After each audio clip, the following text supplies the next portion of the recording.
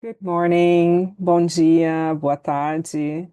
Thank you so much for joining us. Welcome to our COP30, the Aftermath, Lessons and Opportunities. What have we learned and what comes next?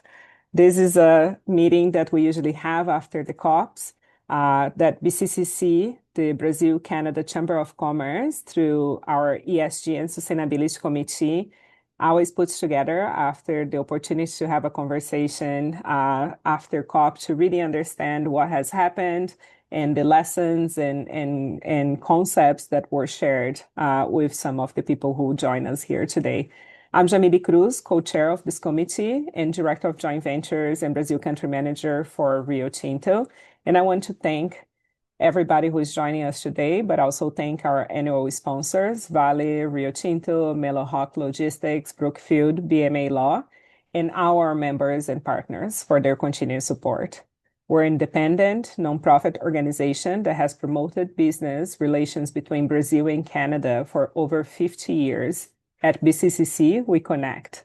And before we start, I would like to make a land acknowledgement.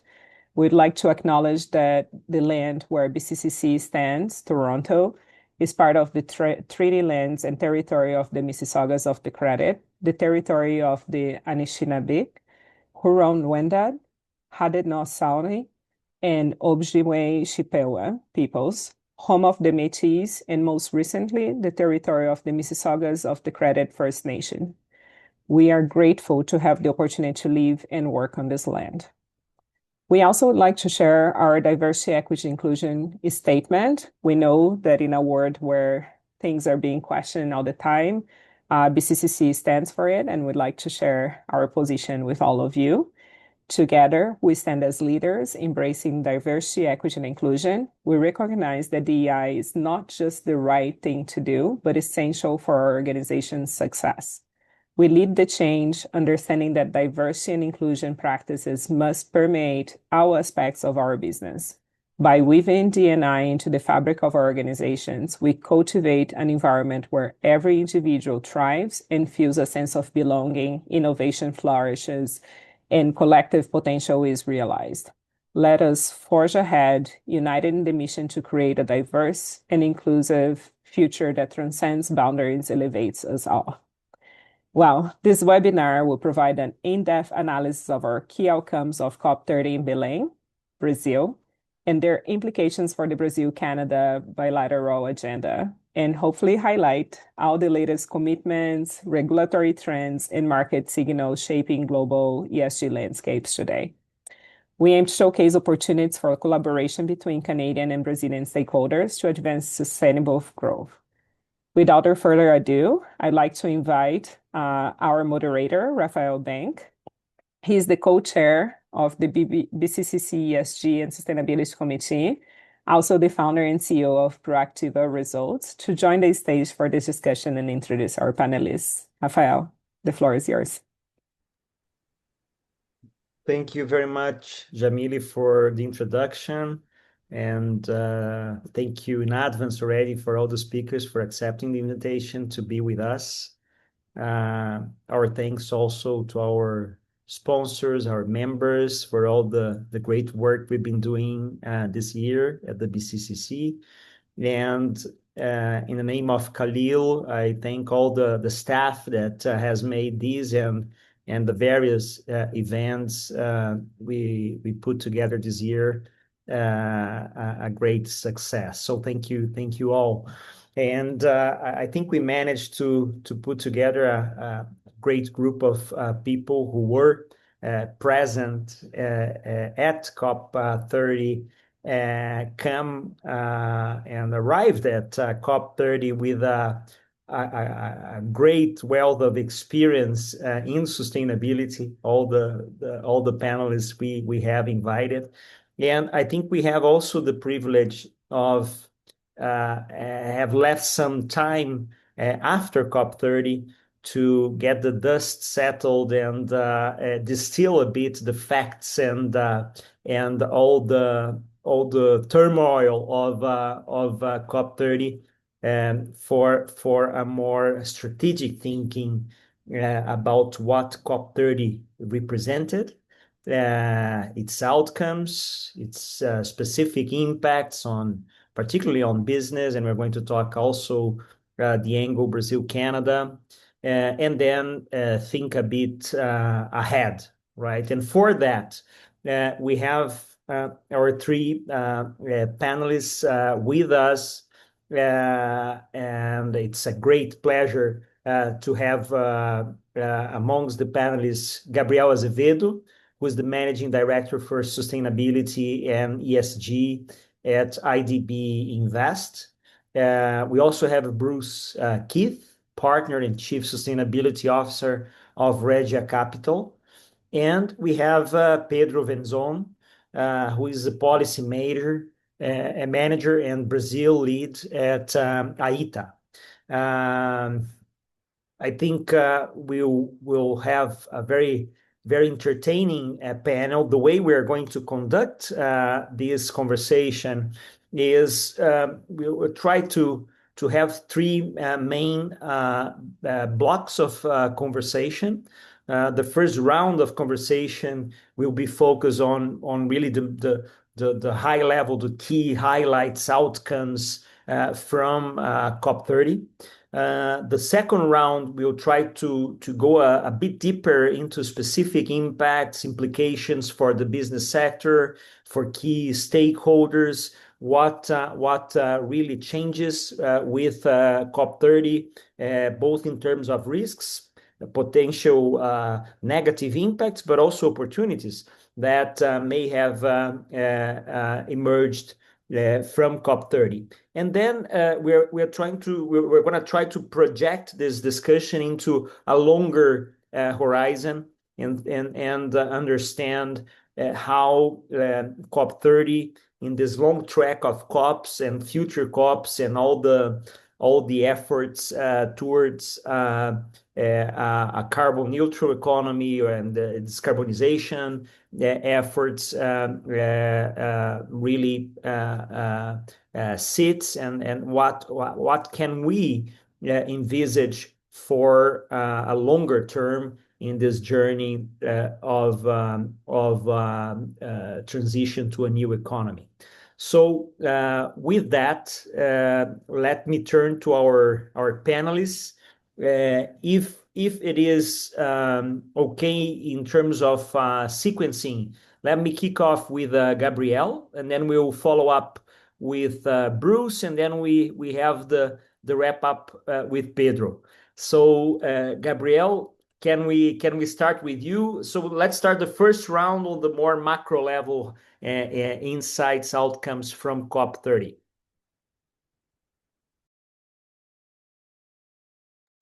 I think you're on mute. Yes? Yes. Well, now it's working. Good. Yeah. Thank you, Rafael. Thank you, everyone. It's a pleasure to be here for this conversation with this group. In terms of the first part of our conversation here and my general impressions, and I will share the link here, a newsletter that I publish regularly in which I put some of my reflections. But I will try to focus on the things that I saw as very positive. First, a significant move towards adaptation and action, which I think it's very, very relevant. It's not to say that mitigation is out of the agenda, but adaptation, I think, got a very prominent space in this stage, which I think it was very positive, based on the realization that the impacts are already here, and we need to expand our efforts on adaptation. And I think that dovetails when we go into the second part and focus on business. I think that brings about a lot of opportunities, Rafael, and we'll talk about that later.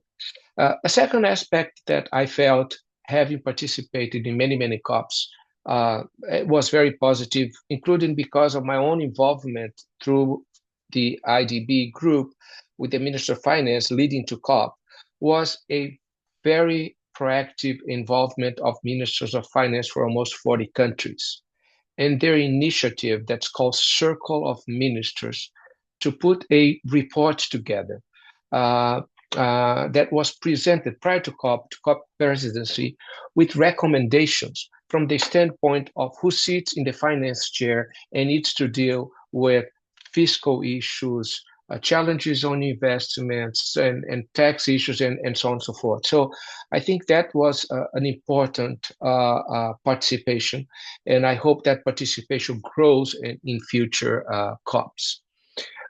In terms of themes and industries that I thought made a difference. First, I was glad to see an industry, and I say this very constructive, that traditionally has not been present in COPs, which is the insurance industry, being very present and very prominent. In 15 years ago, 10 years ago, I remember that in Copenhagen and in Paris, the insurers wanted to be away from COP.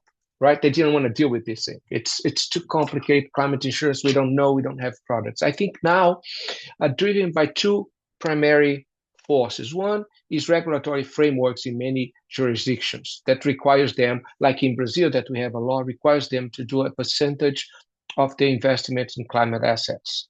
And second, based on the realization that their business model needs also to adapt. Just to give you two numbers that I think strike what I'm talking about. Last year, the losses directly related to natural disasters worldwide, over $325 billion. And Latin America and the Caribbean, 2025, spends $1.2 million per hour on natural disaster mitigation. This is just direct impacts. This is not accounting for indirect impacts. I was very, very glad to see a prominent participation by insurance, but also themes like technology and artificial intelligence all over the place. How technology and artificial intelligence can help us deal with the challenges of climate change and the opportunities related to climate change. Two other aspects that I liked a lot. A lot more attention between the relationships on health and climate. I participated in a panel with Google, the Pan-American Health Organization, the CEO of Einstein, Hospital Einstein in São Paulo, Sydney, and Einstein launched a platform of data trends to facilitate public policy in health related to climate. They have also launched, in partnership with us, an app for the diagnosis of leishmaniasis, a tropical disease that's very prominent in the Amazon. And it's an open source app that they have done. So I like this link between, how do we manage and adapt public and private health systems to what's happening on climate. And then obviously a lot more focus being in Brazil, and I congratulate COP presidents in the Brazilian government on that, on what just transition really means. I think we've been talking about just transition for many, many years, not a whole lot on how to address those aspects. Here, I think we didn't go far enough, but we made positive strides in terms of what just transition means and the how-tos, And then other themes that I would like to highlight very quickly, bioeconomy coming up very, very strongly, forest regeneration, energy transition, and mining,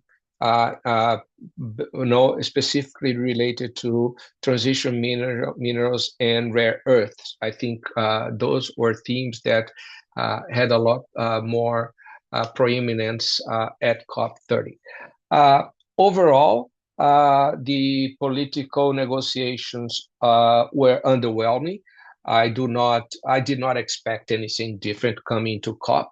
I think Brazil had a very important role in bringing to the same themes that did not make to the final document, but got a lot of subscription. I'll mention two. One was the discussion of the roadmap to phase out hydrocarbons, right? Even though it did not make to the final document, 86 countries agreed to work on that roadmap. And I think that's going to be a theme that's going to be brought back strongly on COP31.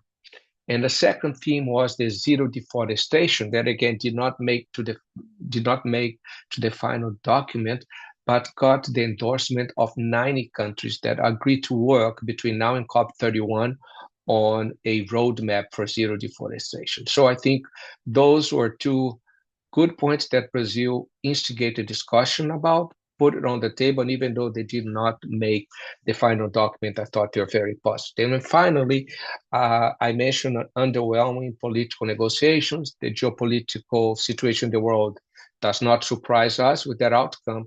On the overwhelming, I think the overwhelming support and involvement of the private sector in general, all sectors, towards solutions, towards investment opportunities, towards transition, I think was a highlight of COP30. Thank you. That's fantastic, portrait, Gabriel. Very, very comprehensive on different fronts. Let me pass straight the floor to Bruce. Bruce, what can you add to these various points that Gabriel brought in the highlights? Well, that was pretty thorough. So not a whole lot of substance to add necessarily. So thank you, Gabriel. You make our lives easier that way. But I think commenting on that, there were a couple of things. One, the symbolism of being at the mouth of the Amazon, at the edge of the forest, at the edge of where the traditional and indigenous communities are very active in the forest work and other work, and having that all sort of coordinated at the same time as the massive global sort of interaction that was going on. But also the symbolism of, you look out from the main sites or the sites on the water, and people didn't understand, you have these conversations, the breadth and depth of the Amazon. I mean, it's hard to conceptualize how big it is, how massive it is, how influential it is in so many aspects. And that to me was really eye-opening, because a lot of conversations at the end of each day revolved around that, because there were these different cocktail hours going on at Doca, so the refurbished docklands and everything else. And you look and you think you're looking at an ocean. No, you're still at the mouth of the Amazon. You still have an hour-and-a-half boat ride to get to ocean.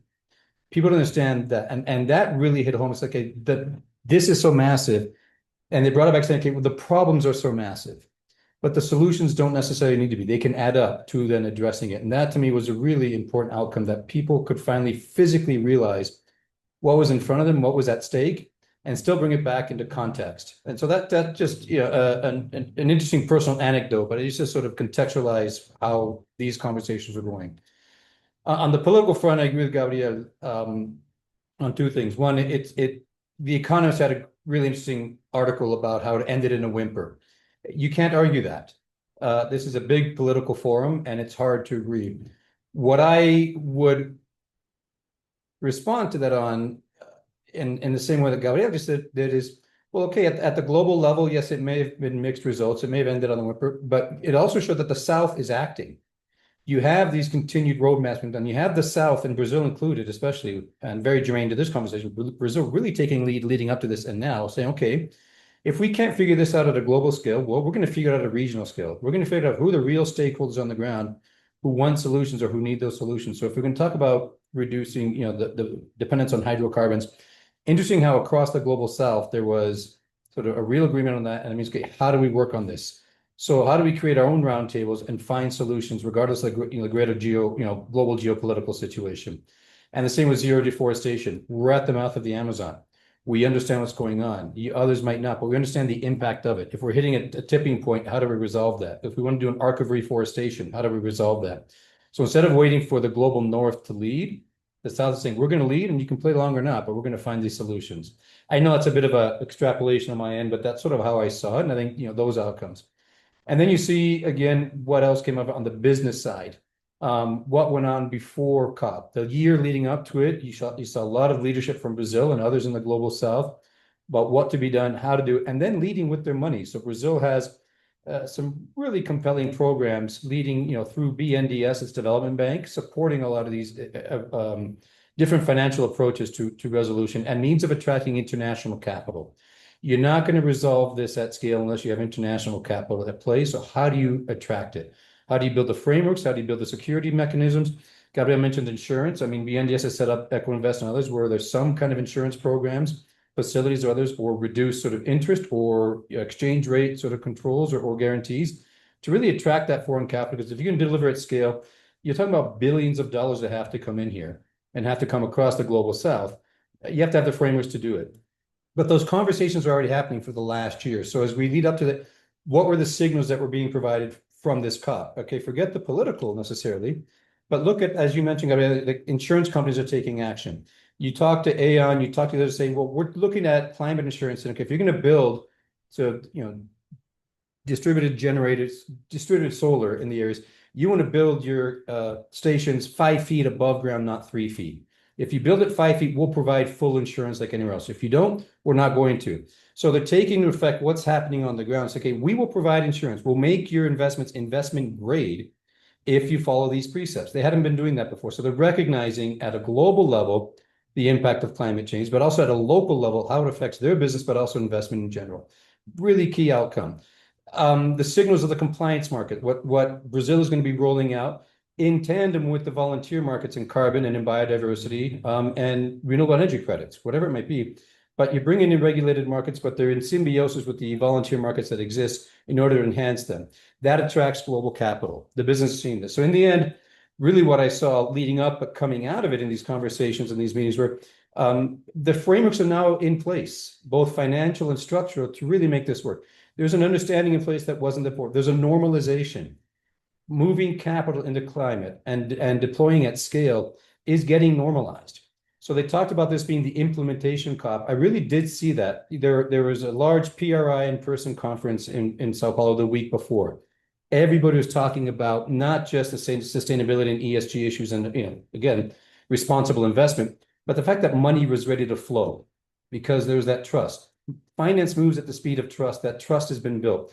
And it's built in markets like Brazil, where you have a sophisticated capital market, a robust political market that you can handle political changes and these things still follow through. But you've got great support right now from the government and regional governments as well to move these things forward, right? That is not necessarily unique, but it's seen to be new. Look at the powerhouse that Brazil is in agriculture, in minerals, in industry. I think the world is finally waking up and saying, yeah, this is a powerhouse that can do it. And it's in a sophisticated system that we can manage and we can trust. So why don't we move forward more at scale? So I really saw that coming out a lot more than anticipated. And I was involved in a lot of that buildup for the last year. And still it was a surprise of how normalized it was by this point and how open. So I think the bilateral sort of multilateral approach really seems to be working a lot better. The private sector and business approach and sort of understanding is working a lot better. And there really seems to be not just the understanding, but the will to deploy. So if we look at it, talking with the Canadian groups that were at PRI, at Milken Institute, and at COP, there's a lot of synergy already in place, and I saw it coming out of it. Two countries very aligned on multiple fronts, but also a very much needed relationship when you consider the current geopolitical climate in the region. I mean, there's a big country in between the two of us that really is messing things up.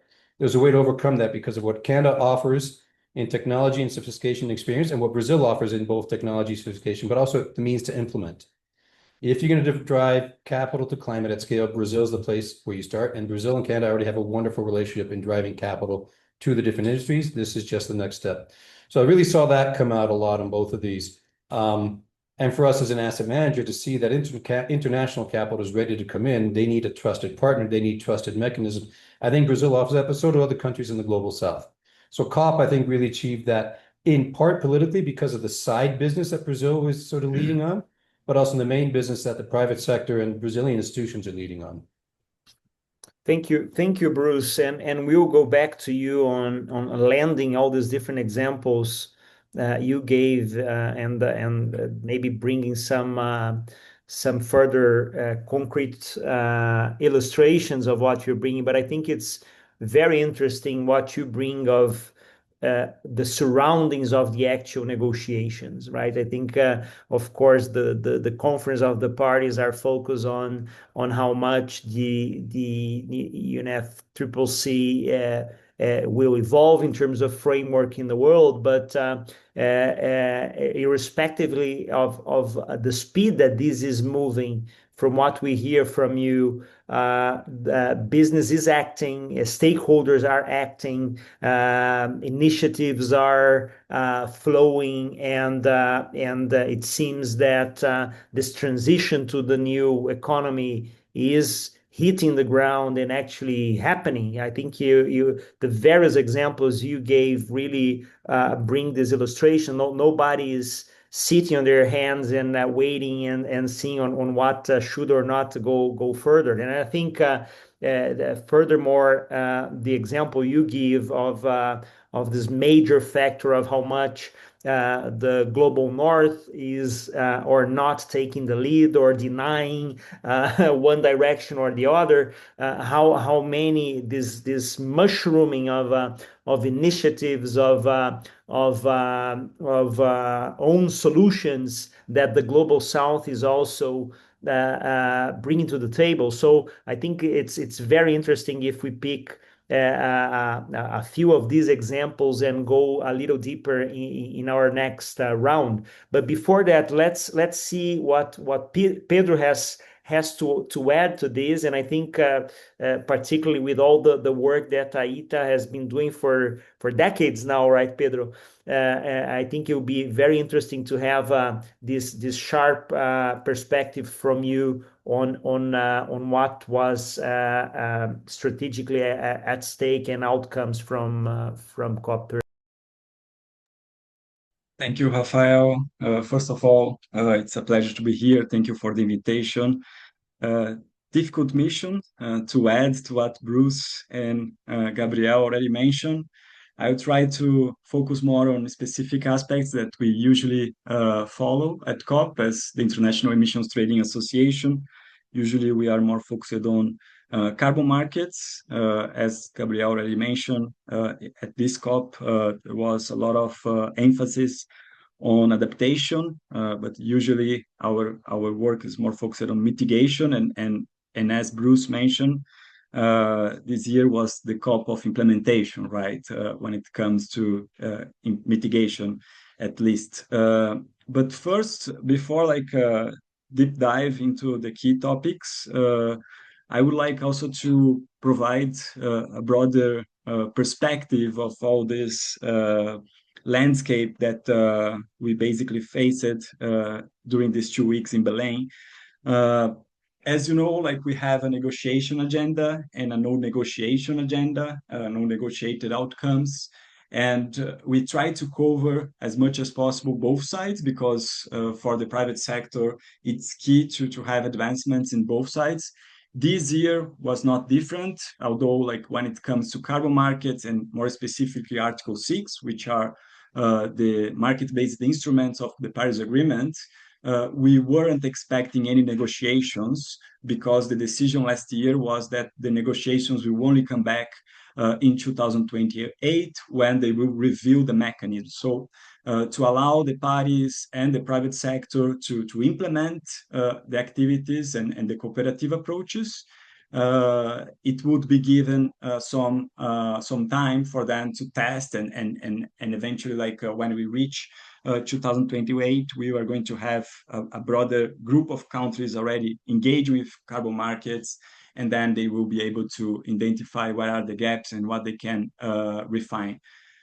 But when it comes to this broader landscape, one of the key aspects that was already mentioned briefly by Bruce is that this year we had a new dynamics without the US representatives on the ground. I think this changed a bit the way the negotiations were being structured. So we saw a really important effort from different parties to keep the multilateralism alive, and it's really important to mention. But also new challenges arise. So new negotiation groups and greater polarizations on some topics, which are also important for us to be aware. And it was a challenge for the COP presidency to manage and balance all the different interests over the 2 weeks. Talking about Article 6.2 and 6.4, as I already mentioned, the decisions that we saw were more procedural, so no big changes. because we are in a phase of implementation. When it comes to 6.2, which are the cooperative approaches and the decentralized mechanism, there were no substantive guidance. It was more like urging countries to address the inconsistencies in the initial reports that those countries that are already engaging with Article 6 are already providing to the UNFCCC.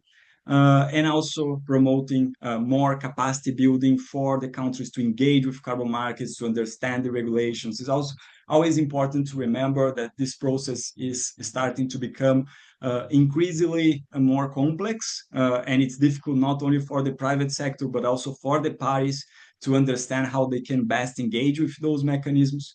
And when it comes to 6.4 mechanism, so the centralized mechanism, which will substitute the clean development mechanism, one of the key aspects that was decided was the transference of $26 million from the CDM trust fund to the 6.4 trust fund to help in the operationalization of the system. Because this is a centralized system, we need to put in place registries, a whole structure that will allow the system to operate.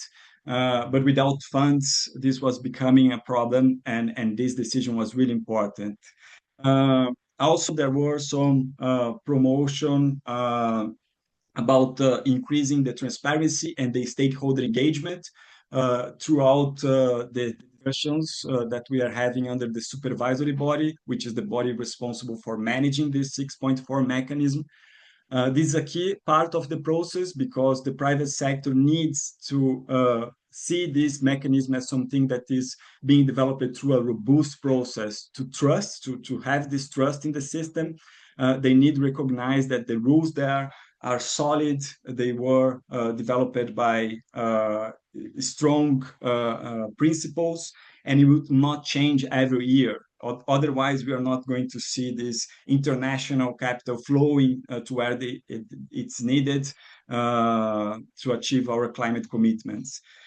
Beyond Article 6, but also related to trade, one aspect that usually is not so covered by the news relates to the unilateral trade-related measures, and this is kind of becoming the new climate battleground, I would say. The multi-round decision, which is the kind of which brings the political view of the COP30 presidency, highlights that measures to combat climate change should not constitute disguised restriction on international trade. And this is really important because we are basically seeing the development of the CBAM mechanism, and this is perceived as a unilateral trade measure. And that could also affect how countries are cooperating between themselves. The COP30 presidency is pushed really hard towards greater harmonization of markets, as Bruce already mentioned, through the Open Coalition on Carbon Markets, and also on carbon accounting, which is another element of this whole discussion. And I think these are the two big pieces that we need to keep an eye on it, how this will evolve next year, because if we manage to succeed in this process and try and start to see more convergence on carbon accounting and between the different compliance systems, it will be much easier to have linked systems, so high integrity systems that are linked to each other, and avoid a fragmentation where we see a domino effect of carbon border adjustments in different ways that would for sure impact the level of international investments on mitigation. And finally, just to highlight what Gabriel already mentioned, also like the fossil fuel phase out discussions, I think we saw two signals. One is the clear political momentum towards transitioning away from fossil fuels, with at least 24 countries signing the Belém Declaration to transition away from fossil fuels. Yet no operational roadmap was established. And for businesses, this means that basically we know the direction of travel, but we don't know the speed and the rules of this transition. So we need to keep an eye on it and see how these discussions will evolve, because at COP31, probably like this is something that will come back at a greater pace and intensity as well. But I will leave here, stop here, and I would like also to explore these points further over the discussions. Fantastic, Pedro. Probably many people who invested to go to Belém, if they knew we were going to have this panel after COP30, they wouldn't have gone to Belém just for the sake of getting what grasp of what was going on there. So it's really amazing how much you brought forward to our audience. This is really amazing. And let's try in this second round, as we suggested, to go into more specific examples, highlights for the business sector, right? Let's think that we have chief strategy officers, chief sustainability officers, watching and getting hold of the insights that we are bringing in this panel. How can we tackle in this next round some of the key aspects we want them to pay attention to, that from and after COP30 will be impacting business, that they should pay attention to: risks, opportunities, challenges after COP30. So let me start with Bruce, and then we'll shift to Pedro, and then Gabriel. We do the other way around. So Bruce, you go first. All right, thank you. In such as, how do we apply this, right? So what does it mean? In any investment, especially outside of your comfort zone, say Canadians looking to invest in Brazil, of course there's risks. But are you with the people who understand those risks, or understand how to mitigate them, or how those risks really are opportunities? Because risk is a gap of information or a gap of comfort. Opportunities are, how do you seize upon those and make something of them? And then what are the challenges beyond those? And there was something that came up also at COP, where somebody mentioned the issues aren't complicated, they're just complex. Complications we're not saying, but complexity means, okay, there are steps to be taken to make it work. What are those steps?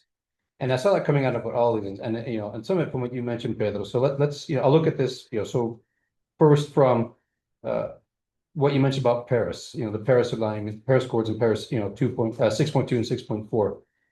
What that provided, you can work across the market, you can work across the outcomes of this, you can work across what were the impacts of work, what are these opportunities.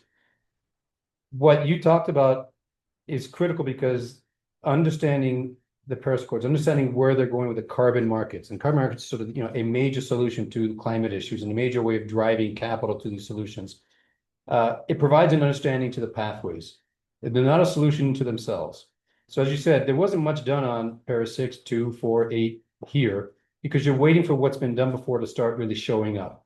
But markets and stakeholders understand the pathways and know where they're going, right? So you understand the rails and what's coming next, or how. And you understand that along any kind of a market rollout. So whether you're looking at it from the carbon market perspective, or along any asset class, it's the same thing. And something else you touched on, again, that I think came out of this, but it's part of what's been building up, not just for the last year in Brazil, but in general, across these asset classes, not just climate, not just carbon, is operationalizing and working the right way to do it. But also, can you track it? Is there transparency? Can you have full accountability and accounting, and the traceability behind that? All those are coming into place, regardless of asset class. So right now, across the world, there is traceability and accounting on minerals. Where are they from? Are they on the right property titles, right jurisdiction, right environmental standards? All this has already been tracked. It's already being traced, and it's being accounted for. And it's being digitized. So it's going onto these digital platforms. So now you bring in the AI to really verify it. And you bring in what AI offers, which is all of the additional data points that weren't available before, whether it's your LiDAR or your satellite or your on the ground, the new technologies that can measure the integrity of a tailings dam. These now exist. These feed into these platforms. Any investor can start looking at it and reading it and seeing it, right? So those all play in regardless of the asset class you're looking at. And then the accountability or accounting. If we're looking at this, well, I got to see where my money's going. I don't trust that the money going in the Amazon region is actually going down to these communities or into these projects, or that it's, that the land is being properly held, that I can actually exploit that resource. That now exists because you can perfectly account for by using digital platforms, AI and blockchain to make sure that all those pieces are in place. And so now you can have full accountability of the use of proceeds, whatever asset class you're in. The means are there now because of the regulated environment in a place like Brazil, but the digital, frameworks that are available that exist as well, to understand where every dollar goes that you're investing, but also track back the delivery of benefits, whether that is what kind of mineral is coming out and is it being done the right way, or what are the community benefits, or what are the environmental benefits, right? All that is now traceable. And if you load it on blockchain under these digital platforms, anybody can see a report on that and read it and confirm it. So again, if you're trying to work your way back and see, okay, how does this fit in with the CBAM or any other, accounting, mechanism or enforcement mechanism, you have the full traceability. So can I move my minerals into these areas? Can I do the processing here instead of there? Right? Can I prove it's coming from Brazil instead of a Chinese mine in the Congo? Right? These things are now available. You can track that across asset classes. And then so where the opportunities go from there? Well, you have the carbon accounting, you can have the accounting for everything else as well. So I'm a big fan of carbon markets because of their additionality and what else they apply. So if you're a Canadian company looking to invest in the agricultural supply chain, right? How do I track it? How do I know the coffee I'm getting is organic coffee? There's already methodology for that. How do I know the coffee I'm getting is coming from land that's being reforested, not deforested in the Amazon or in the contiguous areas beyond the Amazon? How do I know that? How do I track it? How do I know that the acai going into my bowl or the bowls I'm selling, at my President's Choice brands is coming from these sustainable places, that I can track it back, and that when I'm paying for it from these supply chains, it's actually coming from these groups that are legitimate in Brazil, that are doing it the right way in Brazil, and have the right transition policies, have the right harmonization of accounting, harmonization of standards, harmonization of how you move it across international borders. All that is available. A lot can be done. So again, if finance moves at the speed of trust, the mechanisms have been put in place to provide that trust, so finance can move faster, regardless of what the Canadian or Brazilian investor is looking at. So the risks are what's not known. I think that's being cleared up. The opportunities are, how do I drive capital to this, and how is my capital secure? And then what are the challenges in that? And I think all those are coming into place. So not just coming out of COP and what led up to it, but in general, what we're seeing, especially in the bilateral sense between Canada and Brazil, the meeting of that harmonization, and the meeting of those standards and the meeting of those frameworks. What's it going to take for Canadian money to come into Brazil? And what's it going to take for Brazil to give comfort to Canadians transacting? So again, if you go back to a big play, which is minerals, most Brazilian junior mining companies are listed in Toronto. There's a reason for that, right? But if they're meeting the 43101s, if they're meeting other aspects of it, they can start listing in Toronto and drawing that capital. They can start doing the same in Brazil. There are funds being set up to invest in these. They're going to need Canadian money and the Canadian mining companies behind them, or the international mining companies, but the structures are there and you can trace all that. So if I'm going after critical minerals, I want to make sure they're not coming from certain parts of the Amazon. I want to make sure that there's reforestation involved. I want to ensure that these are minerals that are critical to the green economy and to a net zero economy in the future. And so and I can work that. But the Canadians have always been tops at that, and tops in the money coming in, right? Now there's much greater security at that, and also the volume, but there's the infrastructures in place to provide the security to not just Canadian, but the international money. Canada figured it out years ago. There's a reason why all these investor groups out of Toronto are still doing it. Now the world can follow, right? But there's also Canadian technologies that need to come in. They're leading, world-class technologies that come in for not just the exploitation properly of minerals, but how we track these other things and how we work them. Whether it's in agricultural inputs and fertilizers. I mean, Brazil imports 90-something% of all its fertilizers. It can probably provide 90% of its own fertilizers if done the right way. You need Canadian experience and Canadian technology, but also Brazil needs a place to export them. Those channels are there. But so again, it doesn't matter the asset class. What we've seen come out is that there's a means to operationalize, there's a means to harmonize, and the means to track it all with full traceability, full transparency, and full accounting. What's accounting of the resource, accounting of the impact, or the accounting of where the dollars are going and how they're coming back. So I think those are in place. Not sure if that fully answers your question, but for me, that really is the impact that we've normalized all this. That business moved and finance moved in spite of the politics. It moved at the level it's used to because the politics have provided enough of a framework, enough clarity, whether it was how we're seeing the Paris Accords move forward, or how we're seeing the regulated markets in Brazil move forward, or how we're seeing Brazil as a global South powerhouse, really leading other markets around to do the same thing. So as Brazil rolls out its carbon market, it touches all industry, right? So all other countries that are contiguous to Brazil or in the region or part of the Amazon basin are following the same process. So as Brazil leads, others are going to follow. So if we can invest in Brazil and we can do it at scale in Brazil, and we do it the right way in Brazil, whether or not the fundamentals are in each other country is not as relevant anymore. You've got the means to box it up, provide the framework, and take it into these other places. So there's opportunity for Brazilians and for Canadians. I think it's huge. I think the risk is minimized, that risk can be understood, and risk can be categorized and therefore boxed off by people a lot smarter than me who understand how that plays across these different jurisdictions. And therefore you have those opportunities, and therefore you have the means to deliver capital at scale in these asset classes. Thank you, Keith, for the insights on different aspects. I think you started with a good point of attention that not because issues are complex, they need to be complicated, and I think there is ways to make things less complicated. And in this effort, we have to be very careful not to neglect its complexity. And I think when we approach in a Cartesian method how to address that, sometimes this complexity is ran over, and then we ran into problems. So I think no doubt with technology, with so much advancements, we have a lot of infrastructure to do better. Really, if we're going to be able to encompass what is the complexity and do it right, I think it's something that we have to approach with caution, but definitely we need to approach it to make it viable and do it better than certainly we did in the past. Our track records in general are not very positive in many regards. But I think again, I ask the next two speakers to be a little more succinct in their comments so that we can have the third round. Pedro, let's go to you, and maybe if you want to bring two or three aspects that you like to emphasize in terms of strategic impact on what should be the attention to a strategy officer, to a sustainability officer in the aftermath of COP30. Thank you, Rafael. So I think we need to understand that now we are living in the Paris Agreement context, and this is different from the past. Like now, every country has its own commitment to achieve, even if it's a nationally determined commitment. They need to achieve those commitments. And this is what also is driving markets gradually to a convergence as well.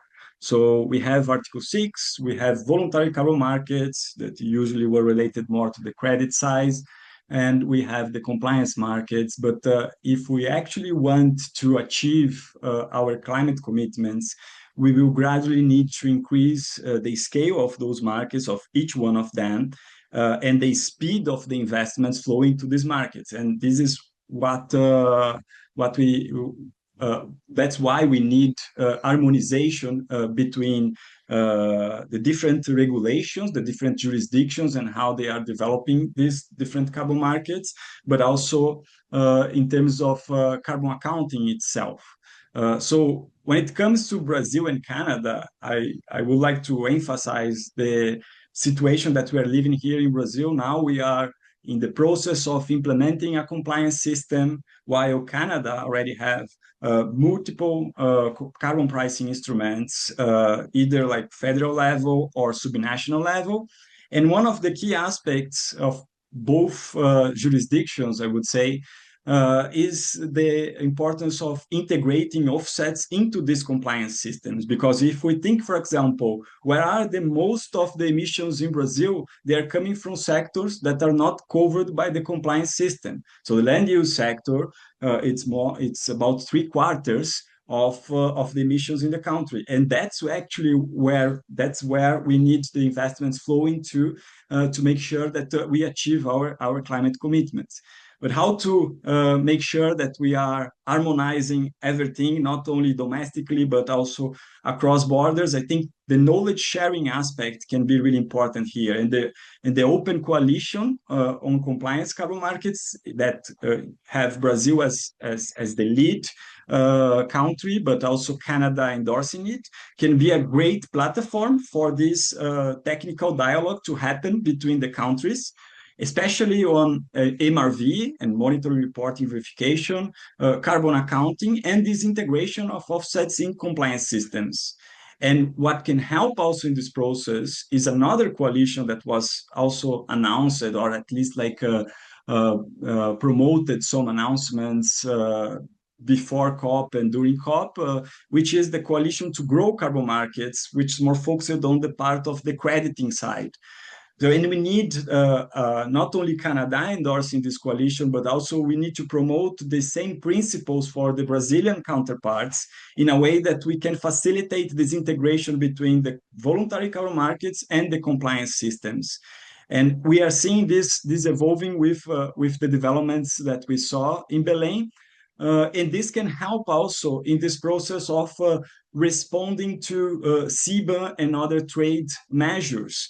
So Canada and Brazil, they can discuss joint positions on how they can strengthen their regulations and this traceability that Bruce mentioned, to ensure that when they are exporting products to jurisdictions that already have in place carbon markets, then they can easily demonstrate like how these products were being already like priced and how they are aligned with the commitments that we need to achieve. And in this part of carbon accounting and the harmonization of carbon accounting, one important aspect, and my last point here that I would like to highlight, is the ISO and GHG protocol partnership that was announced during the New York Climate Week, but also was promoted by COP30 presidency, which can bring more standardization to this process, reducing costs for the companies in estimating their emissions and making sure that the investments that they are doing on the right way. So with that, I think we can have the appropriate context for these investments to scale up. Fantastic, Pedro. Thanks for this perspective on the carbon markets and these developments. And let's hear now from Gabriel. Gabriel, please. Sure. Thanks. What I'm going to try to do is to land some of the overarching concepts that Bruce has made, which I think are critically and right on the spot for investments and opportunities. No, I think a point from Bruce's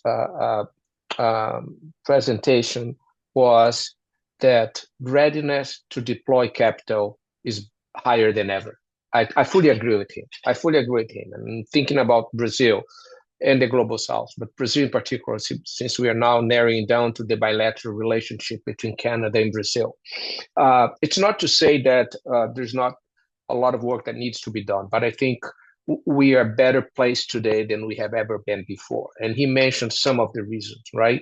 Traceability, the capacity of technology that technology brings us to improve accounting, to improve transparency, and to give the level of comfort that investors need to look at these markets. So building from that and coming from a multilateral career, primarily, Bruce was with the IFC for many years as well. I think I would add to that, and that's also part of what the ministers of finance told COP presidency. Two of their priorities related to reforms of multilateral development banks, and the second one are significant reforms to the concessional funds, CIF, GEF, and GCF, primarily the big ones.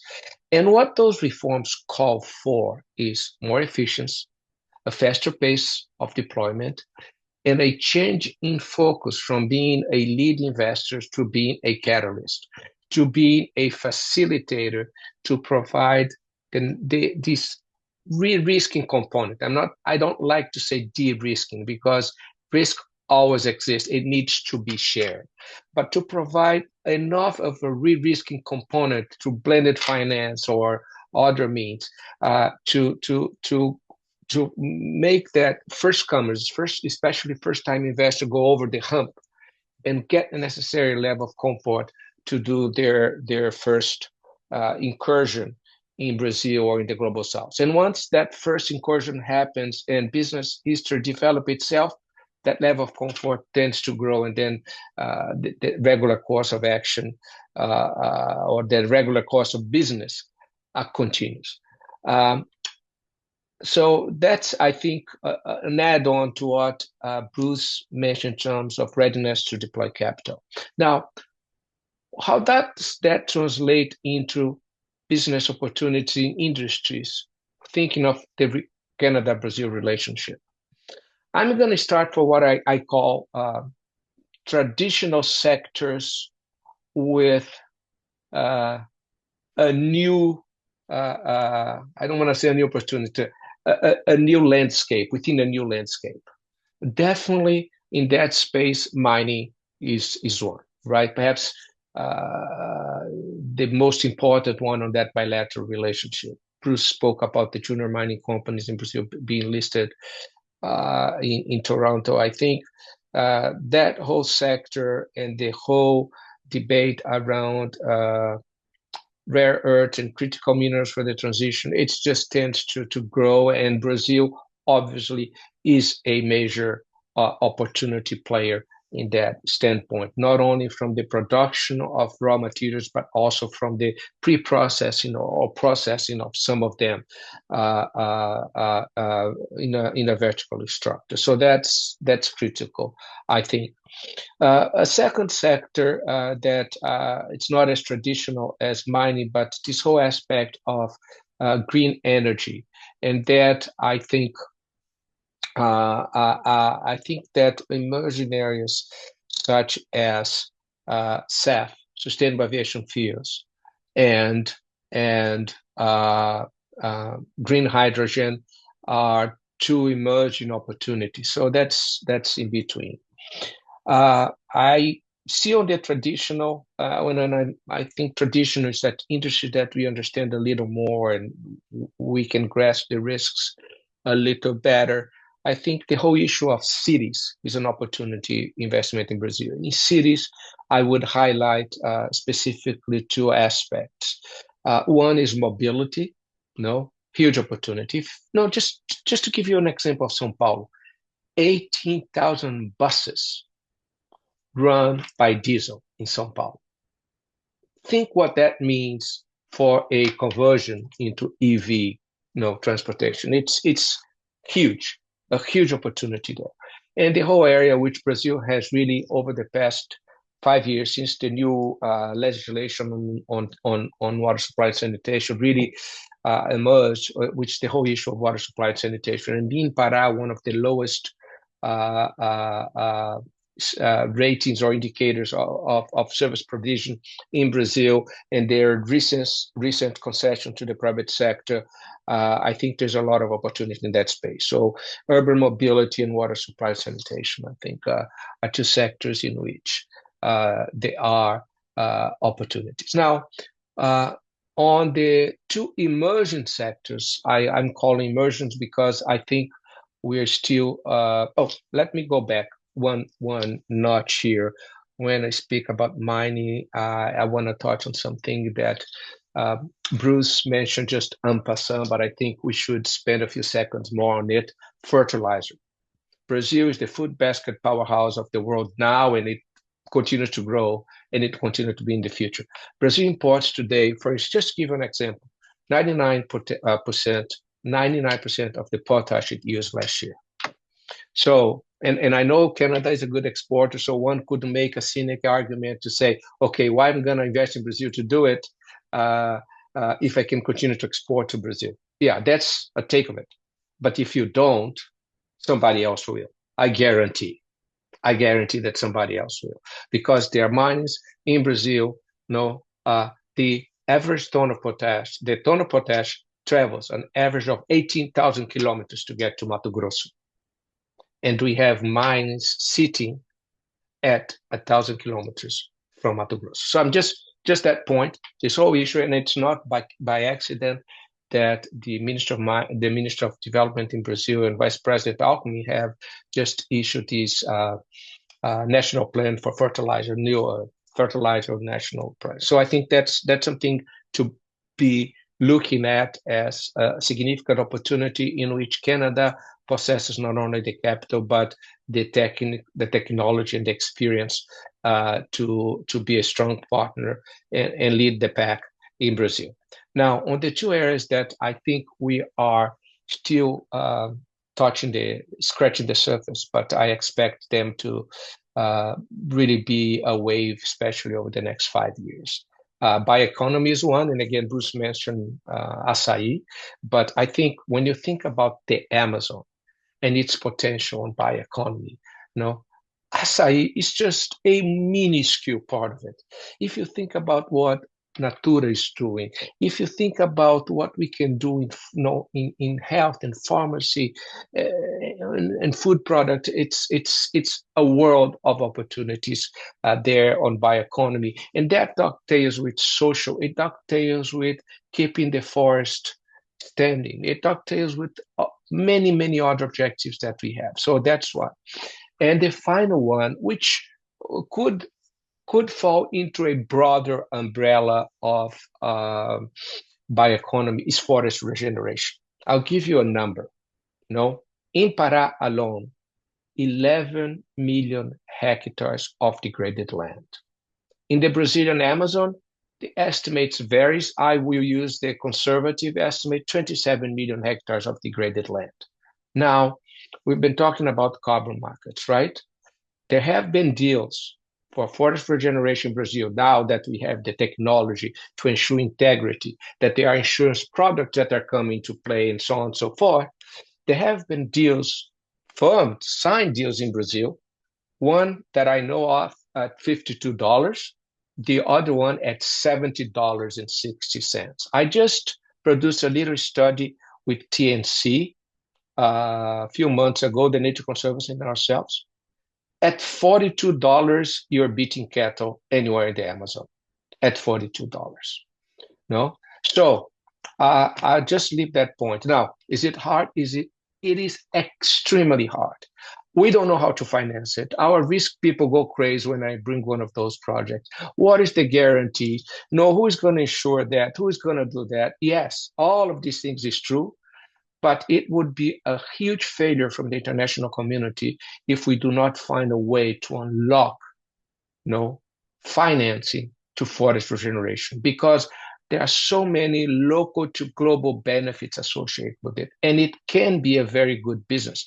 Just to finalize, during COP, the state of Pará signed the first concession of public land for Triunfo do Xingu, a state forest in Pará.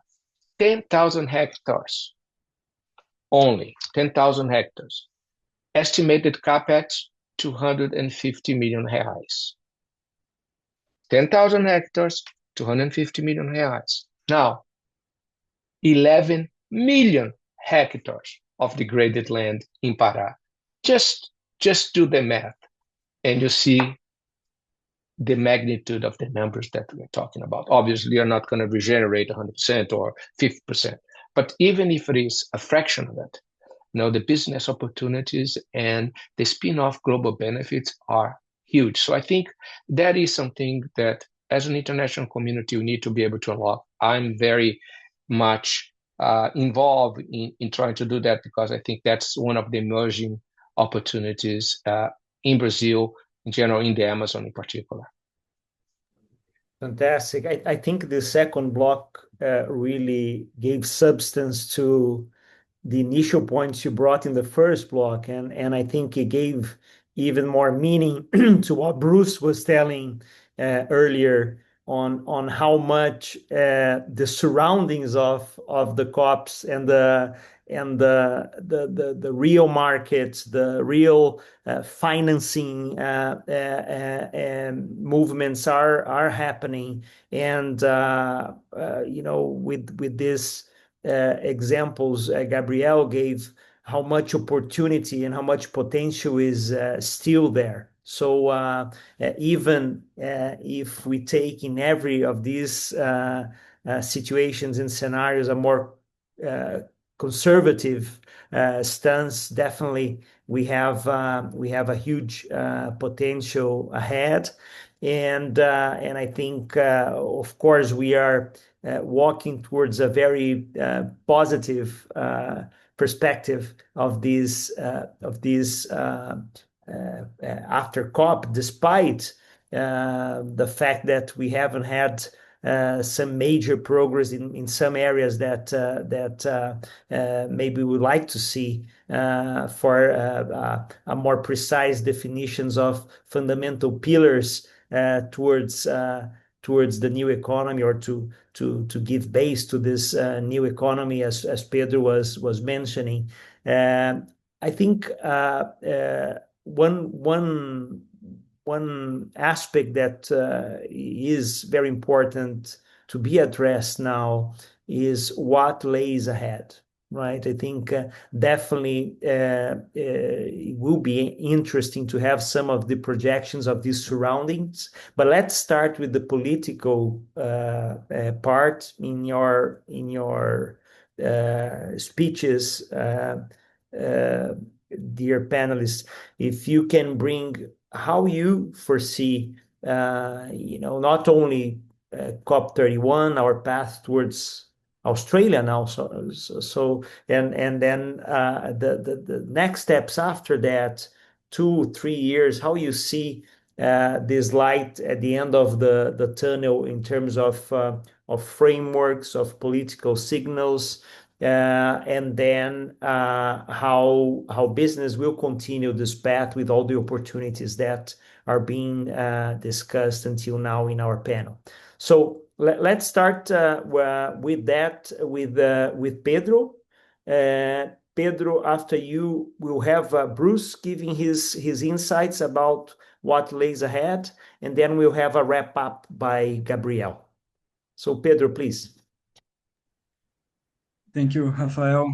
I will try to be really brief here. So I think more broadly speaking, and from the Brazilian perspective, we don't have, if you want to be like really serious about achieving the Paris Agreement goals, we don't have time to lose anymore. So we need to start implementation. We need to see things scaling up from both adaptation and mitigation sides. And if we think, for example, in our 2030 commitments, in our NDC, and Gabriel was mentioning about the challenge of restoration, and we have a commitment in our national restoration plan of restore 12 million hectares by 2030. 12 million hectares, it's a huge amount of land. I was in a panel a couple of weeks ago with the Brazilian Development Bank, and they were saying like, oh, we already invested like 3.4 billion reals in restoration. And I was together with a project developer that is experienced in restoration, and we made the calculations, and this gives just like 68,000 hectares. So that's the size of the challenge that we have. So if we don't engage with Article 6, if we don't promote carbon markets, if we don't promote innovative instruments to make the investments to flow where they are needed, we are not going to achieve our climate commitments. And this also related to another point that Gabriel brought, related to SAF and CORSIA. because the airlines, they have to basically already start to follow the requirements in 2027. And we don't have enough SAF for the commitments that they need to achieve. And we also don't have enough authorized credits under Article 6 for them to compensate their emissions. So that would be a problem. And if Brazil doesn't start to engage with Article 6, it will also undermine the potential that the country has in this sector of SAF, because most of the demand will come from Corsia, and Corsia needs to fly to have this demand. Then talking about COP31, I think we still need to wait a bit to see how the agenda will take place, will take shape. Probably we are going to have more clarity after the Bonn meetings in June. But considering this, let's say, multipolar multilateralism that we are living now, the negotiations over what's on the agenda may be as contentious as the negotiations themselves. So that's also a tricky part. But from what we are seeing, basically, I would like to highlight some key aspects to keep an eye on it. First of all, we expect to see proposals from the Global Implementation Accelerator and also with adaptation measures to keep 1.5 Celsius degree alive. These were two initiatives that were promoted by the COP30 presidency, and we expect documents similar to what we have in terms of the roadmap from Baku to Belém on these topics. Also, with the 59 global goal on adaptation indicators decided in Belém, now we expect this start to take shape in how we are going to operationalize and provide guidance to evolve in the adaptation discussion. And how can we also improve the accountability and comparability, not in mitigation, but now in adaptation, which is another challenge. We also expect the discussions regarding ways to reshape the financial flows in order to increase investments also to take place. This year, we saw the final decision only took in note of the Baku to Belém roadmap. It was not a strong language, but I think it emphasized the importance of the climate finance and all this process that was coordinated with the circle of ministries. We need to have clarity on what's the whole of the private sector and what's the whole of the public sector in this process. Pressure on the issue of fossil fuels and the transition away from fossil fuels. So likely it will continue, and we are going to have further discussions on this. And as I mentioned before, also on trade and climate related issues. This is another aspect that tends to increase. We have some dialogues planned for the forthcoming years on this matter, and we're expecting these dialogues to have more clarity on how we can ensure that the WTO rules are aligned with these measures in a way that avoids the fragmentation of carbon markets and carbon accounting more broadly. Marvelous. Thank you. Thank you, Pedro. This was quite comprehensive. Bruce, let's hear from you. I like how you frame that, Pedro, and the specific focus. I think that's the high-level approach. When I look at the political side, my answer is, not sure. What has it done these last 30 COPs, and this one especially, and what are we going to next? It's provided an environment of enablement. It's setting these frameworks, setting these rules. So we're no longer concerned as what are the big statements coming out. I mean, it's me from the private sector. At that level, it's do I know what rules are played by? Do I know the game that's coming ahead? Do I know what's going to move on? So for me, this COP, but the consequent COPs, especially the way you mentioned, you talk about how Article 6 is going to be really discussed for another few years. We're waiting to see what happens. We're waiting to see what I see COP coming up as, which is what everybody likes to see, is it provides a target. All right. When we go to our teams and say, okay, I want something done by X time, usually it's a false target. You got to put a target so people react and people have a deadline and people have something to move toward and a framework by which that happens. COP provides that. I think the other elements around the globe at the multilateral side provide that as well. But COP's a really easy one. You know it's coming up next November. You know what the roadmap is. You know what else is going to come from it. And so it creates either real or false a deadline for people to act and to provide results. There is always, from the multilaterals, Gabriel, you live this, I live this, and from the private sector, you want to show what you've done at COP. The problem is a lot of people wait for the last 3 months and start saying, okay, what have we done? How do we do it? What's the scramble? We no longer need to do that. This is in the implementation phase now, these next 10 years. People already have the warning. We know what's been built. We know the frameworks. We know what's coming next. And those frameworks or those guidelines, those guardrails are there. I can set up with much greater advance instead of scrambling. What do I want to show by the next COP, right? And how and why? Because that's where a lot of the big conversations are happening below the multilateral level. So if you look at the zones, the blue zone is massive, but nobody really knows where the political conversations are. Everybody knows where every country booth is, or every, in the green zone where everybody else is sitting, what's going on, and what's going on in those conversations. There are massive amounts of, fora, panels, discussions that, however small it might be, are really part of the ecosystem that's driving it forward, not what's happening at the political level. So people want to report at those and have those conversations and drive it forward. And I think that's what COP really provides. And that's why looking forward, a real advantage of having sort of a framework like that with the annual meeting, because you know what's coming, and therefore you're going to know what you want to report. And then you want to know how to play it. I mean, and go forward. So just like as one really quick example that was brought up, you talk about sustainable aviation fuel. Okay, well, there are companies like Corsia is trying to move their membership toward using more of that. They're going to try to create other mechanisms, but other companies are looking at it. Brazil itself has a native palm, or several native palm species that grow in the Amazon, in the Atlantic forest, and other areas that match whatever you're going to get out of Indonesian sort of deforested farms that are just palm.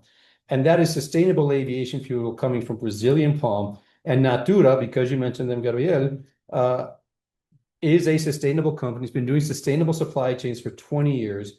It's proven it. It has access to sustainable aviation fuel supply chains through the palm supply chains of the native species. That's at least a $500 million investment into those supply chains through securitized vehicles. So they're investment grade, managing it in a sustainable way. And now you're creating sustainable aviation fuel from the Amazon and contiguous areas that meet all the standards. And they're going to be the move forward in green fuel and green economies. So that is something that we're looking at now. Saying, okay, we want to target this for the next COP. I've got 3 different funds that I've built out of this COP, and with the relationships I made with investors from this COP, with the Canadian, pension plan, the Ontario Teachers Pension Plan, with some of the California plans. I say, okay, with these groups, bring in $500 million per fund, right? One fund in carbon, one fund in sustainable supply chains, and one fund in SAF, as an example. And so the next COP, I'm going back with these partners saying, this is what we've done. We may not have closed them, and they might be complete, but they're all in place. It's going to take time to do it. This is complex. It takes time. But I know now I want to report then, that's what COP offers me, to deliver. If BNDES did a critical minerals fund that had a tender act that's backed by them and by Vale, and it got a lot of press, and critical minerals got a lot of press at this COP, how are they going to report at the next COP? Again, below the multilateral level, what have they done from this COP that is having impact on the next COP? Critical minerals is a big one, so show that. And this is where the Canadians can also come into play. So that to me is how I would look at it, is on the political side, but it's enablement. On the business side, I've got a targeted deadline that I need to meet to show that I'm implementing, show that where I'm going to, and that I'm bringing in the right partners to do it. That's where I see the future playing.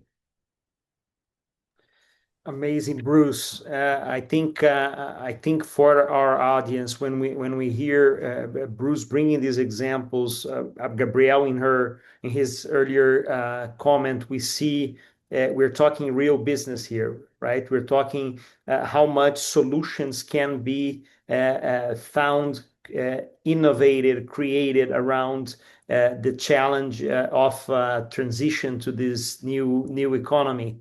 Gabriel, let's go back to you, and we will have a few minutes. I will leave a silly but a very very much debated question around the locations of these COPs as a last question to all the panelists and our wrap up. But this after your comment, Gabriel, and the question is really, should we bring COPs, maybe not only the climate COPs, but COPs in general, to challenging places such as Belém, right? And I think this was very polemic, and there is a lot of pros and cons on that.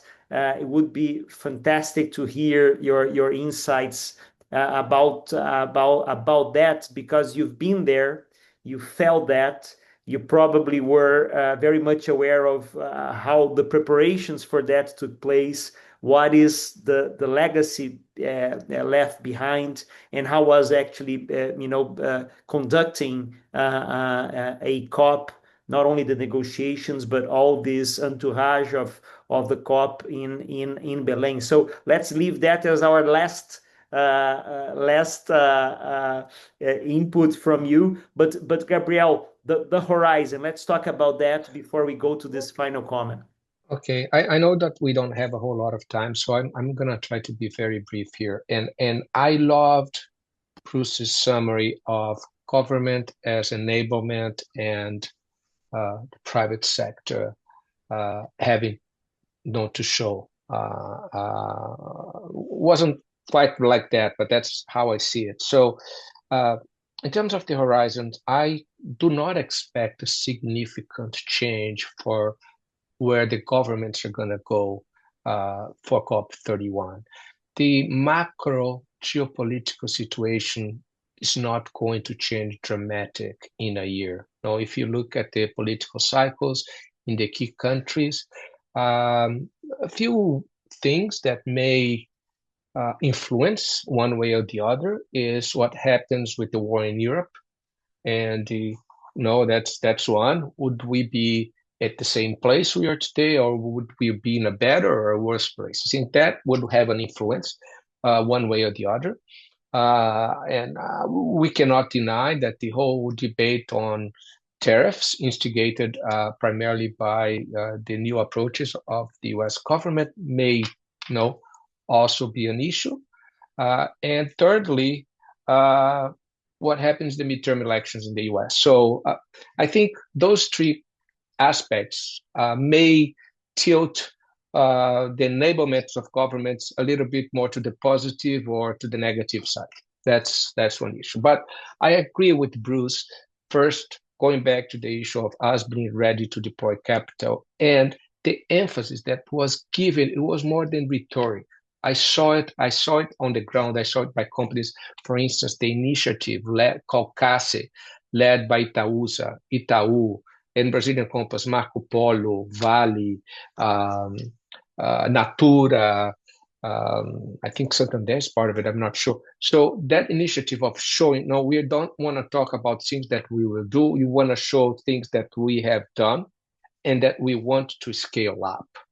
No, I think I see that across the horizon. Even in the multilateral world, we are already talking, as Bruce said, we are not going to be rushing again in the last 3 months to show. We are going to start to work on it right now. So I think that I expect it to be an interesting aspect of COP31.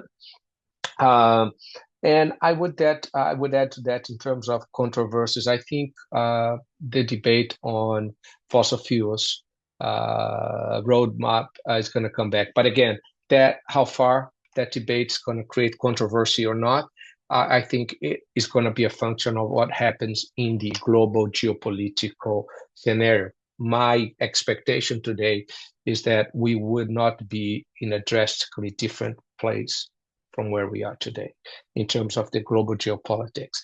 Now, going to your last question, and I'm gonna try to be provocative. On one side, I would say yes, and part on this newsletter that I shared, I started to say that, look, I don't know why you're surprised. We're surprised about the heat and about the complexities of Belém. We all knew it was going to be like this. It became a city distraction, right? But I love the reality check for people like the German Chancellor. Maybe it did not activate his reality, but it was a reality check for other people, right? From that standpoint, I think it's good. Now, being very pragmatic, and I have said that, and I remember, let's go back to Baku and to Dubai. No, I was in both. And the whole distraction before it, because we are doing an oil-rich countries and the whole caboose that goes with preparation. From that standpoint, from the whole standpoint, I would favor being very pragmatic because I don't think we have any more time to waste. We really need to get done and get things done. And we need to catch up with the huge delay that we have on the agenda that we set to ourselves 30 years ago. If a country would just say, COPs are going to be here, I'm going to host it every year, I think that would offset a lot of the distractions. I'm doing in an oil-rich country. I'm doing in Belém, they're not going to be ready. And I'm going to be doing that. Now I'm going to do in Turkey, but it's going to be Turkey and Australia. I think a lot of those issues take a lot of unnecessary energy away from the real issues. So let's say if German would say, we have air conditioning, here's not hot, and we're going to host you COPs, and our air conditioning is going to be green, and we're going to host, and we are nice people, and we're going to host COP Forever in Bonn. I think from the practical standpoint of getting the job done, that would be better. But I love the idea of the reality check in different jurisdictions. So I don't have a clear answer, but if I had to choose, I would say if we can choose one place, be it in the global south, be in the global north, and stick with that place, that would take a lot of the distractions away. So thanks. That's excellent. Thank you so much, Gabriel. And really, still we have the question if we wouldn't have people criticizing the fact that you'll be only in one place, so and will generate all the distraction. But they do it like for a couple of years and then they get used to it. So yes, exactly. Yeah, very hard to please everyone. Pedro, what is your take on that? And then let's hear Bruce before we wrap up. Pedro. Thank you. I will be really short here. I think there is no one solution fits all. So probably it will be really difficult to have an agreement for us to organize COP in only one place. I recognize all the challenges that we had in Belém, but they were not so different than what we faced in Sharm el-Sheikh, and even in some cases in Baku as well. Dubai was a bit different, but even the past COPs, in more developed countries, we also face a challenge. So everyone that is going to COP, they know that they will have 2 weeks as if you were going to a soccer match every day, and then you are going to be really tired at the end. But then you need to be prepared, and I think it's part of the process. For me, the most important aspect beyond the location itself is how the COP, the venue itself is structured. For example, this year we had a kind of a pavilion that you would have all the smaller pavilions from the observers and the countries. This is really different from what we had in Dubai. And for me, this is much better, actually, because you can interact, you can identify where are the discussions, and then it facilitates this knowledge sharing. So I would focus more in this organization of the venue itself than actually the place. And I feel that bringing COP to places where you have all the challenges of climate change happening on the ground, it's also important for people actually to have this reality check. Maybe if we organize every year all the COPs in Bonn, the decisions will be really different from the decisions that we have now. Good point. Bruce, with all your experiences also around the world, how do you see that? Well, I'm not sure I want COP to be every year in Germany because I'm not sure, or one. Yeah, they have a very clean way of doing things, getting them done. I'm not sure that what's worked for the world. Development and innovation are messy. Messy solutions don't come out of a organized place like Germany. So Not sure that's always the best one, but that's not an anti-German thing. I don't really care where COP is. I like the idea of it being in one place. Like people like the idea of the Olympics always being in just one place. It makes it a whole lot easier. And you have the whole infrastructure, you have everything else. But then you lose the sense of what else is needed on the ground. I mean, the climate challenge is a global problem. The solutions are going to be local. And so moving from place to place makes sense. And if you're in the global south, okay, this is where solutions are going to be delivered. If you're in the global north, this is where solutions might be coming from or the financing, right? But the north, I think, has really abdicated its responsibility to lead. So it's got to find a way to support, right? And so wherever COP sits, if it's in the north, I mean, this is a little too simplistic, then do it as it means, so how do we support these things? If it's in the south, show us how it's going to be delivered, right? Maybe run it that way. But you need a place to draw people together. You need differentiation between where they are, and you need a focus to be delivered on them, right? So to me, it's not as much about that, but it's like, how do we continue getting things done? And so where I kind of like the idea of a Turkey. Turkey's always been thought of as the crossroads between East and West, a bit of a way of a crossroads between North and South. I mean, you've got political crossroads, you've got cultural crossroads, you've got economic crossroads, you've got historical crossroads. So that to me is a really fascinating location to do it at. And in a city like that, okay, kind of neat, right? Yes, it's going to have its problems. Yes, it's not going to answer everything. But it's also an opportunity, especially if you're going to have an interesting sort of perspective from Australia running the negotiations, and in really fascinating location being the center point, and therefore as a center of gravity, it dictates sort of how these things are going to work or how they come out. Very interesting. What I would say, regardless of where COP is, what are we driving now to show those solutions or those results then? And then if you want to bring in the local context, then fine. That makes sense. So everybody likes a story. Everybody likes contextualization. So, like Baku to Belém, well, Belém to Antalya, what is that one? And how are we showing it? So that's more how I would want to frame it. It's also nice to travel these places and traveling around the world, but the carbon footprint of all these flights in and out really can't be all that good. So again, does one place solve that, or does many places? I don't know. A different conundrum, but I think again, more focus on, given where it is, what does that context provide for me to deliver in the next year toward it, and to tell the stories that resonate both where we were, where we will be, and where we want to be after that. Yes. And I think using SAF and offsetting this carbon through reforestation projects in the Amazon will do it also. But it appears to be a silly question, but I think from what we heard is very revealing. I think starting with the breakthrough that Bruce brought us in the first block, and also all the panelists on how much is going on and went on in COP30 beyond the negotiations. It's definitely not only a conference of the parties.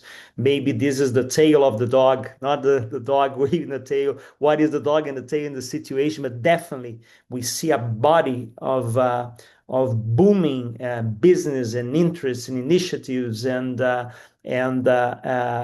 programs being developed, funds, as Bruce was saying. So it is really bubbling and moving forward the efforts and opportunities for transition to the new economy. And this is very much happening. And COP30 was definitely an example for that, as we heard firsthand from the panelists. And on the silly question about the location, we see the human side of it. I think at the end of the day, these are people doing the negotiations. When we are bringing people to the exposure of the realities around the world, again, Bruce, as you said it very well, even if this is a global agreement and we have the effort of multilateralism, at the end of the day, this is going to be implemented locally, and we need local solutions for that. And getting the flavor in moving around these negotiations, maybe we are also influencing the ladder of these global agreements that have to be adherent to its local feasibility. So I would like to thank immensely for the time of these panelists who were very busy people doing great things. We have a couple of questions that we weren't able to answer. We'll try to follow up with answers after this session. It will be recorded and available online. Thank you so much for the audience, for our sponsors at the BCCC, our members, and again, for our co-chair in the ESG committee, Jamile Cruz, for Calil Leopoldo, the whole team at BCCC for putting this together. And I hope to see you all again soon in our next events. Thank you so much, Gabriel, Bruce, and Pedro, for your participation. Thank you. Thank you, Fabio. Thank you. Thank you. Bye bye.